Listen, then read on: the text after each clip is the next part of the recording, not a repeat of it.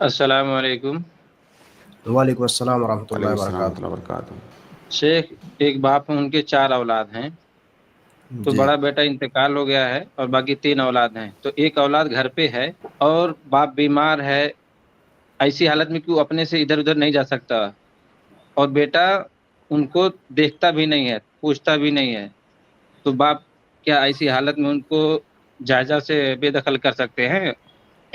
نہ پوتے دیکھتے ہیں نہ بیٹا دیکھتا ہے۔ دیکھیے،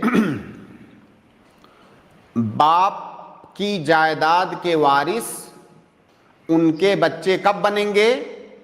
جب باپ کی سانسیں رک جائیں گی، جب باپ کی وفات ہو جائے گی تب باپ کی جائیداد کے وارث اس کے بچے بنیں گے۔ جب تک باپ کی سانسیں چل رہی ہیں تب تک وہ جائیداد کسی اور کی نہیں ہے، اسی باپ کی ہے۔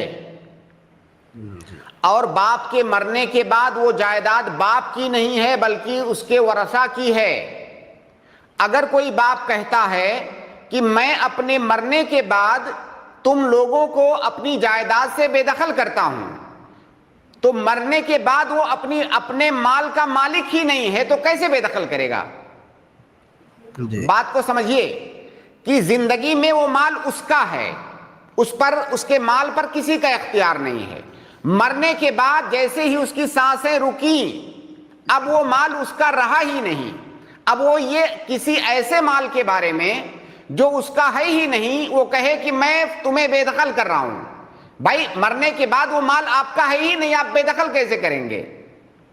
نہیں تو انہوں نے تو یہی بہت غلط کیا سارے نا، لوگ جیتے جی دے دیے نا، یہی تو غلط کیا، اس لیے پوچھ رہا ہوں۔ تو یہی میں بتا رہا ہوں آپ کو، دینا زندگی میں دینا نہ دینا ان کی مرضی ہے، لیکن مرنے کے بعد ان کی جائیداد وہ رہے گی ہی نہیں، اور جب رہے گی نہیں تو اس سے آپ کہہ ہی نہیں سکتے کہ میں آپ کو بے دخل کر رہا ہوں۔ اس کا یہ تو شرعی جواب ہوا۔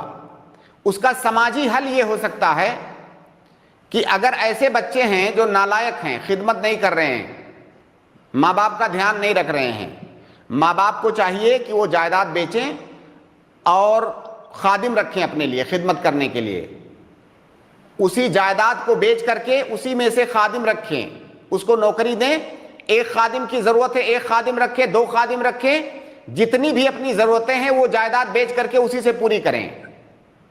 اب جب یہ باپ مرے گا کوئی جائیداد آٹومیٹک نہیں بچے گی کیونکہ اس نے اپنے اوپر خرچ کر لیا سب، لیکن یہ نہیں کر سکتا کہ میں مر جاؤں گا میری جائیداد بچی رہے گی تم اس کے وارث نہیں بنو گے، کیونکہ مرنے کے بعد وہ آپ کا ہے ہی نہیں، وہ آٹومیٹک بنے گا۔